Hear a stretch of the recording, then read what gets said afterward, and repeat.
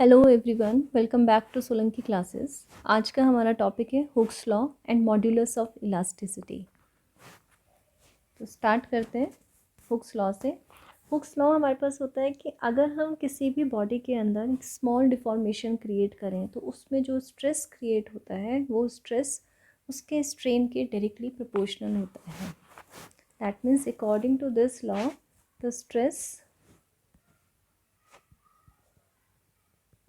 is directly proportional to strain, but up to a certain limit. That means for small deformations only. तो ये आपकी जो limit होती है, जो हम स्मॉल डिफॉर्मेशन की लिमिट डिसाइड करते हैं, वो आपकी क्या कहलाती है? इलास्टिक लिमिट कहलाती है। तो हम ये कह सकते हैं कि हुक्स लॉ जो आपका है वो उसके अकॉर्डिंग स्ट्रेस और स्ट्रेन डायरेक्टली प्रोपोर्शनल होंगे with in elastic limit. Elastic limit के बाहर ये चीज़ नहीं होती है। वो अभी हम आगे देखो आने वाली वीडियोस में आपको पढ़ाएंगे, स्ट्रेस वर्सेस स्ट्रेन का एक कर्व बना के, वहाँ आपको क्लियर हो जाएगा। तो ये हमारे पास आएगा। अब हमने पढ़ा है कि अगर हम प्रोपोर्शनलिटी का साइन हटाते हैं तो there will be a constant. इसको हम फिलहाल ई से डिनोट करेंगे, दिस इज इनटू स्ट्रेन। तो इस ई की जो वैल्यू हमारे पास आती है it will be equal to stress over strain.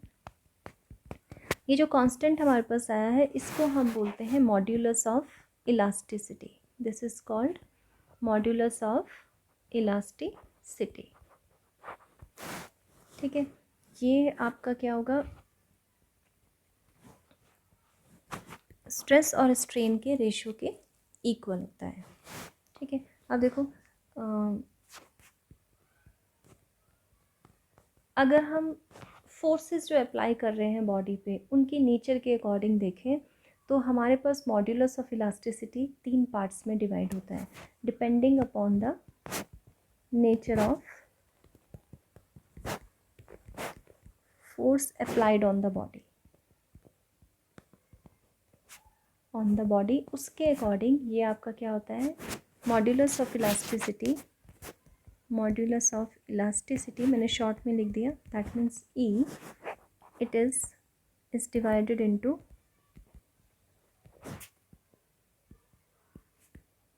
3 parts. ये 3 टाइप्स में डिवाइड हो जाता है। पहला हमारे पास इसमें आता है Young's modulus of elasticity.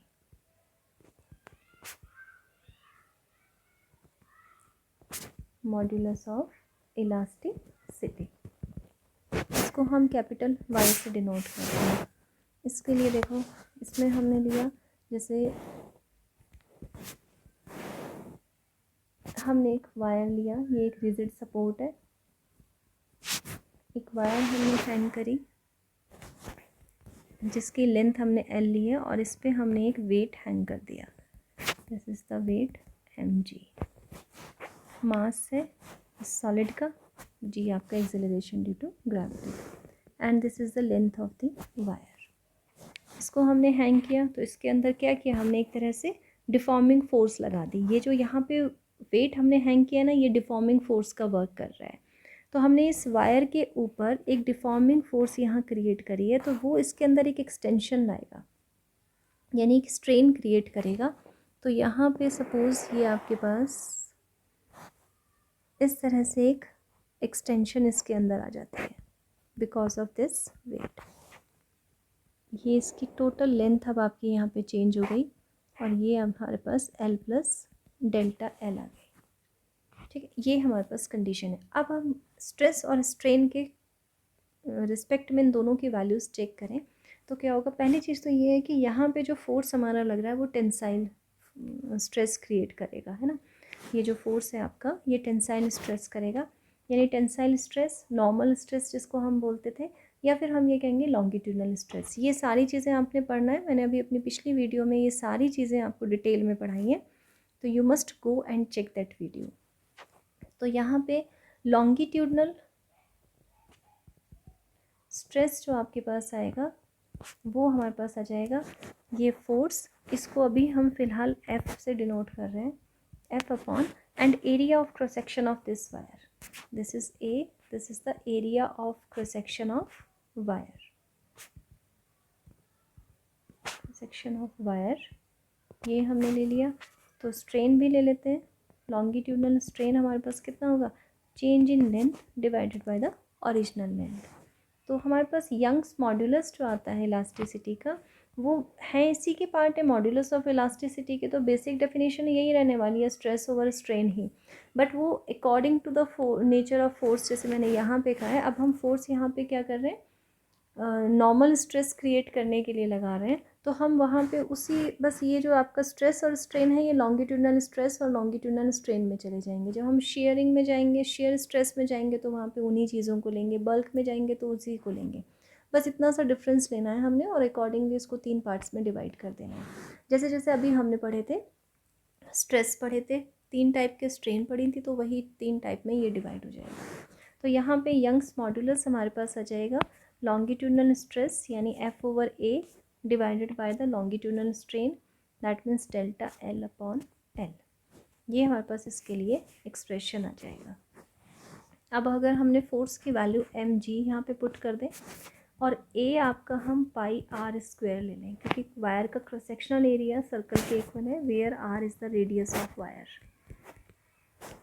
The radius of wire. तो यही एक्सप्रेशन हमारा थोड़ा सा चेंज हो जाएगा, क्योंकि न्यूमेरिकल्स में ना इन चीज़ों की वैल्यू कई बार दी होती है, तो हमें उस फॉर्म में डाल देना है उसको। तो यहाँ पे हम F को रिप्लेस करेंगे mg से, और A को रिप्लेस करेंगे पाई r स्क्वायर से। ये हमारे पास आ जाएगा एक्सप्रेशन। तो इसके बाद देखो, ये हमारे पास SI यूनिट ऑफ y अगर हम लेते हैं, तो that will be equal to the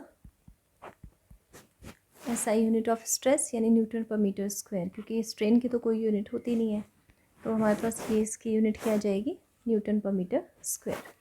अब देखो इसकी फिज़िकल सिग्निफिकेंस क्या है यंग्स मॉड्यूलस की, उसको पढ़ लेते हैं। तो पहली चीज़ तो ये है कि ये आपका क्या करता है, y जो हमारे पास है, it measures the stiffness of the material. ये स्टिफनेस को बताता है, स्टिफनेस ऑफ मटेरियल। जितनी ज़्यादा इसकी वैल्यू होगी, वो मटेरियल उतना ही ज़्यादा स्टिफ हो जाएगा। दूसरी चीज़ कि it depends on the nature of the material.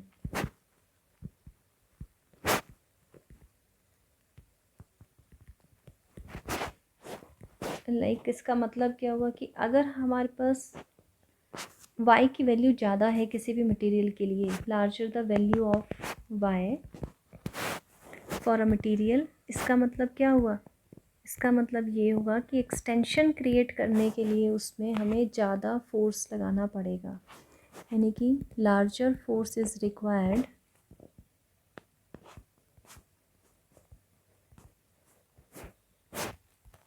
To change the length of the material. ये पॉइंट्स बड़े इंपॉर्टेंट हैं, ये आपको अच्छे से समझने भी हैं और लर्न भी करने हैं। Change the length of the material.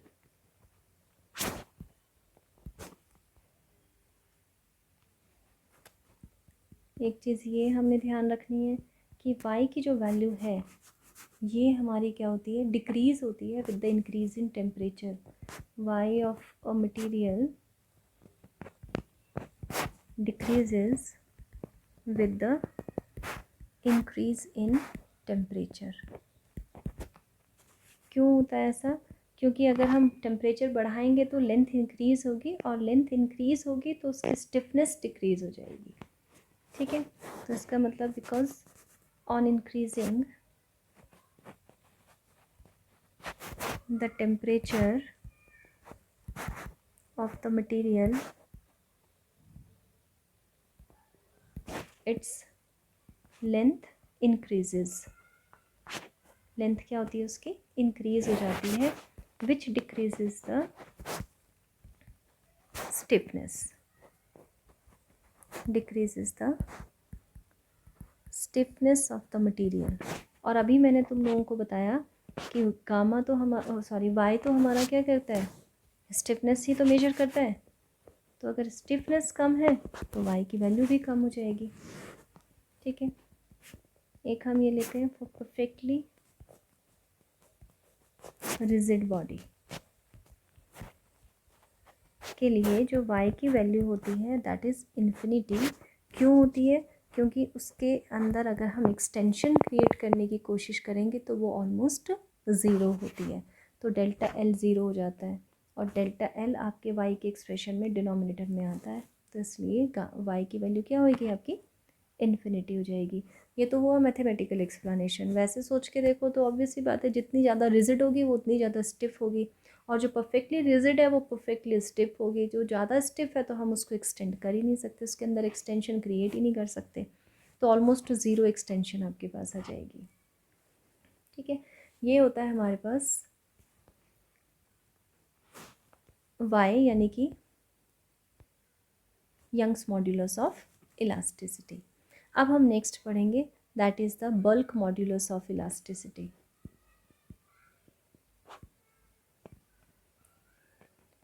Modulus of elasticity अभी हमने पढ़ा था, पीछे पढ़ा था बल्क स्ट्रेस का। हमने पढ़ा था ना कि जो लिक्विड्स आपके होते हैं या फ्लूइड होते हैं वो आपके क्या करते हैं, प्रेशर क्रिएट करते हैं जब हम उसमें किसी भी ऑब्जेक्ट को या बॉडी को प्लेस करते हैं। तो ये आपके पास इस तरह से प्रेशर इनके ऊपर, इसके ऊपर लगेगा इन दिस वे।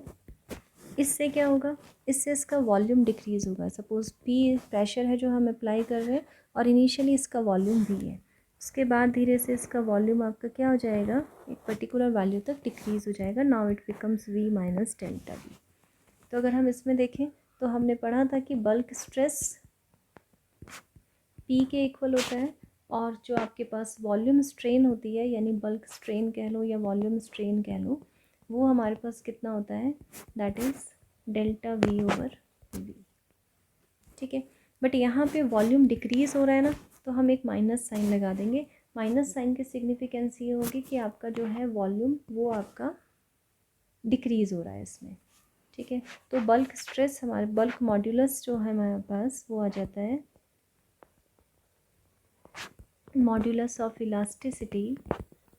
इसको हम ना कैपिटल बी से डिनोट करेंगे, तो ये हमारे पास होगा p upon minus delta v over, that means b will be P V upon delta v। And negative sign हमारा शो कर रहा है when pressure increases volume decreases and vice वर्सा।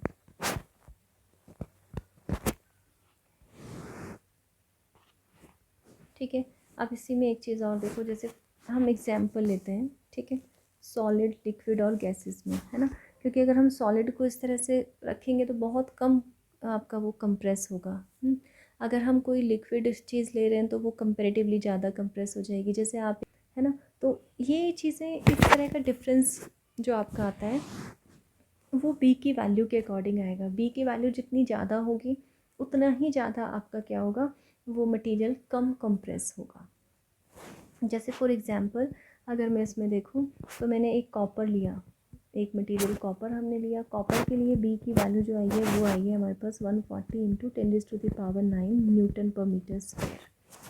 एक हमने वाटर लिया, वाटर के लिए वैल्यू आ रही है 2.2 into 10⁻⁹ Newton per metre square. और एक हमने लिया एयर के लिए वैल्यू हमारे पास आ रही है 1 into 10⁻⁻4 Newton per metre square. तो इसमें अगर हम तीनों चीज़ों में ध्यान से देखें तो बी की वैल्यू सबसे ज़्यादा कॉपर के लिए है, फिर वाटर के लिए आई है और एयर के लिए सबसे कम है। इसका मतलब अगर हम इसको प्रेशर लगाएं तीनों पे तो सबसे कम ये आपका कंप्रेस होगा, ये उससे ज़्यादा कंप्रेस होगा और ये सबसे ज़्यादा कंप्रेस होगा। तो यहाँ से एक कंक्लूजन आता है, अगर बी की वैल्यू कम होती है तो कंप्रेसिबिलिटी बढ़ती है, यानी कि बल्क मॉड्यूलस ऑफ इलास्टिसिटी किसी भी मटेरियल का अगर कम है तो उसकी कंप्रेसिबिलिटी ज़्यादा है, यानी कि वो ज़्यादा कंप्रेस हो सकता है। अगर बी की वैल्यू ज़्यादा है तो कंप्रेसिबिलिटी कम है। That means compressibility of a material that is inversely proportional to the bulk modulus. ये हमारे पास एक यहाँ से रिजल्ट निकल के आता है कि compressibility of a material is inversely proportional to the bulk modulus. तो कंप्रेसिबिलिटी को अगर हम C से डिनोट कर दें तो C is equal to 1/B हमारे पास आएगा, और B की वैल्यू अभी हमने कैलकुलेट भी करी थी, that means it will B -ΔV/P, और इसी को हम लिख सकते हैं -1/P ΔV/V, और वी कैन राइट ΔV/V। इसको ऐसे लिखने की क्या रीज़न है, इसको हम यहाँ से डिफाइन कर लेंगे। तो ये हमारे पास एक तरह से कंप्रेसिबिलिटी जो होगी, it can also be defined as the fractional change in volume of the substance per unit increase in pressure। ये हमारे पास आ जाएगा। ठीक है, तो कंप्रेसिबिलिटी को हम इस तरह भी डिफाइन कर सकते हैं। नेक्स्ट है हमारा मॉड्यूलस ऑफ रिजिडिटी।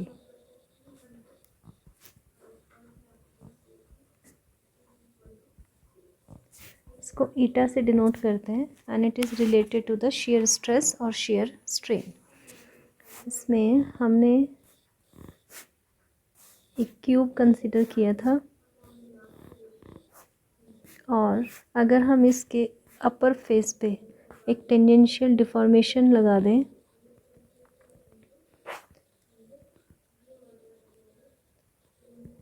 और इसके लोअर फेस को हम फिक्स कर दें, this one is fixed face, ये वाला, तो ये बॉडी आपकी एक तरफ को ऊपर से शिफ्ट हो जाती है। इसका फेस का एरिया हमने ए ले लिया।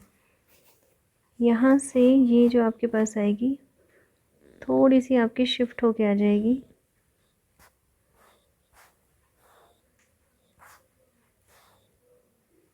लाइक दिस वन, यानी कि ये इनिशियली आपकी इस तरह थी, अब ये इधर आपके पास शिफ्ट होके चली गई, दिस वन, ये शिफ्टिंग है। इसको हमने थीटा ले लिया, दिस एंगल, ये साइड एल है इनिशियल, तो ये भी आपका एल होगा, इसको हमने डेल्टा एक्स ले लिया। तो यहाँ पे शेयर स्ट्रेस हमारे पास आता है F/A फोर्स अपॉन एरिया। यहाँ पे वही डिफॉर्मेशन आती है, ये आप मेरी पिछली वीडियो में देखना कि इसके अंदर आपका रीस्टोरिंग कैसे प्रोड्यूस होता है, I have told in detail, तो वहाँ पे आप इसको चेक कर सकते हैं। तो यहाँ फ़िलहाल मैं डायरेक्ट लिख रही हूँ, shear stress is F/A and shear strain